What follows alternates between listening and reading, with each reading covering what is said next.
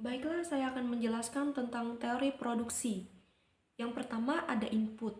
Input adalah segala sesuatu yang dimasukkan ke dalam sistem produksi. Contohnya yang pertama ada tenaga kerja, yaitu manusia. Yang kedua, bahan baku. Yang ketiga, modal dan mesin. Yang keempat, energi dan informasi. Tanpa input, sistem produksi tidak akan berjalan. Yang kedua ada proses. Proses adalah tahapan pengelolaan input menjadi sesuatu yang lebih bernilai, entah itu barang atau jasa. Contohnya, bahan baku kayu yang diproses sampai menjadi meja ataupun kursi. Yang ketiga ada output. Output adalah hasil akhir dari proses produksi. Contohnya misalkan barang, yaitu ada meja, baju, makanan, kendaraan, dan lainnya. Dan output inilah yang nantinya akan digunakan atau dikonsumsi oleh masyarakat. Dan yang terakhir ada storage. Storage adalah tempat penyimpanan sementara ataupun permanen untuk input, hasil proses, dan output agar alur produksi tetap lancar. Baiklah, perkenalkan nama saya Vivi. Di sini saya akan menjelaskan tentang faktor produksi. Faktor produksi merujuk pada sumber daya yang menurut para ahli seperti Adam Smith dan David Carargo sangat penting menghasilkan barang dan jasa. Faktor produksi juga terbagi menjadi 3, yaitu yang pertama tanah. Tanah tidak hanya sebagai lahan bertani, tetapi juga mencakup semua sumber daya alam yang digunakan dalam produksi, seperti sumber daya lahan, sumber daya air, sumber daya mineral, dan sumber daya hutan. Yang kedua, tenaga kerja. Semua usaha fisik dan mental manusia yang digunakan dalam proses produksi, seperti pekerja terampil, pekerja tidak terampil, dan kreativitas dan inovasi. Yang ketiga, modal. Modal adalah semua barang muatan manusia yang digunakan untuk memproduksi barang atau jasa lain seperti peralatan dan mesin, bangunan, dan teknologi. Produksi jangka pendek.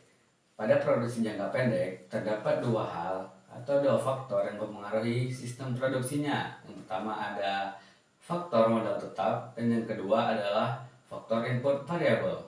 Faktor modal tetap adalah hal yang tidak dapat diciptakan oleh perusahaan dalam jangka waktu yang pendek. Contohnya adalah mesin dan juga gedung baru. Kemudian ada faktor input variabel, yakni di mana adalah hal yang dapat diciptakan oleh perusahaan dalam jangka waktu yang pendek. Contohnya menambah karyawan dan juga menambah bahan baku. Adapun dampak dari produksi jangka pendek. Nah, dengan adanya penambahan karyawan dan bahan baku, tentunya tingkat produktivitas akan meningkat. Tapi adanya batasan kapasitas yang dimiliki oleh perusahaan karena hanya mengandalkan gedung lama dan mesin yang lama saja. Dengan hal tersebut, perusahaan akan mengalami yang namanya law of diminishing return, yakni ketika perusahaan memiliki omset yang meningkat, tetapi itu tidak berlaku dalam waktu yang lama atau tidak bisa meningkat lagi. Ketika omset itu meningkat, maka dia akan mulai stuck, tidak akan dapat meningkat lagi. Kemudian ada produksi jangka panjang. Produksi jangka panjang adalah kebalikan dari produksi jangka pendek. Pada produksi jangka pendek, hanya salah satu dari dua faktor yang dapat ditambah. Tetapi pada produksi jangka panjang, kedua faktor bisa ditambah, maupun itu input variabel ataupun input modal. Dalam jangka waktu yang panjang, tentunya perusahaan akan memiliki lebih banyak waktu untuk mempertimbangkan apa yang akan terjadi ke depannya. Contohnya, ketika kita sudah mulai menurun tingkat produksinya, maka apa yang perlu kita lakukan? Contohnya dengan menambah mesin baru, mungkin merenovasi gedung, atau mengevaluasi karyawan. Dengan hal tersebut, maka perusahaan akan mengalami yang namanya increasing return to scale, yakni peningkatan keuntungan secara berkala dan terus berlanjut, tetapi dalam skala yang besar juga. Mengapa bisa demikian? Karena dalam produksi jangka panjang ini memberikan apa yang perusahaan perlukan. Makanya hasilnya akan lebih efektif dan juga efisien terhadap peningkatannya. Pada studi kasusnya, saya akan mengambil sampel dari pengusaha kopi kekinian tentang apa yang akan terjadi jika dia mengambil produksi jangka panjang atau teori produksi jangka pendek. Jika pengusaha kopi itu mengambil langkah teori produksi jangka pendek, maka yang hanya bisa ia lakukan adalah untuk menambah penghasilan dan peningkatan produksinya adalah dengan menambah barista. Contohnya menambah 3 barista. Tetapi pengusaha tidak dapat menambah mesin espressonya.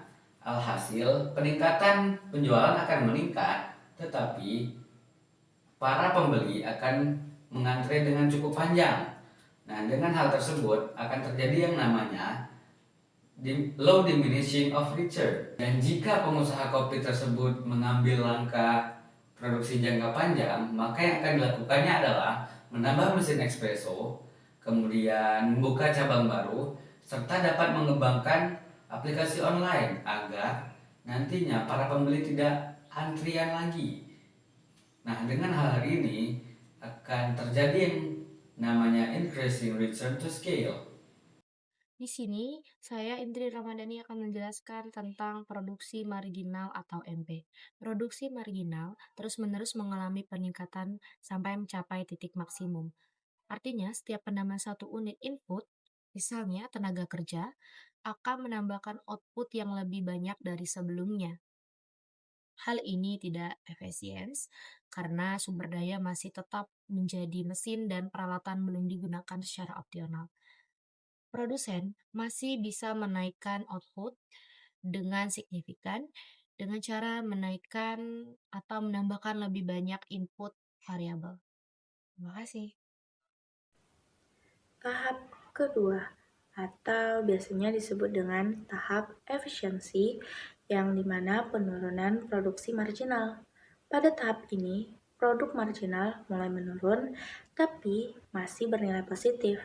Pada titik awal tahap ini, produk rata-rata mencapai puncaknya. Pada tahap ini juga, produsen mencapai keseimbangan terbaik antara penggunaan input variabel dan variabel tetap. Selanjutnya, saya Indri Ramadhani akan melanjutkan ke tahap 3 tentang produksi marginal negatif. Pada tahap produksi marginal negatif, artinya penambahan input, misalnya pekerja, malah justru mengurangi total output teman-teman. Hal ini terjadi karena jumlah yang berlebihan jadi tidak efisien. Pekerja jadi saling mengganggu, alat kantor yang minim, dan lain-lain teman-teman. Sederhananya, teori produksi ini membantu produsen untuk menghitung input yang pas dan maksimal tanpa pemborosan ya teman-teman. Terima kasih.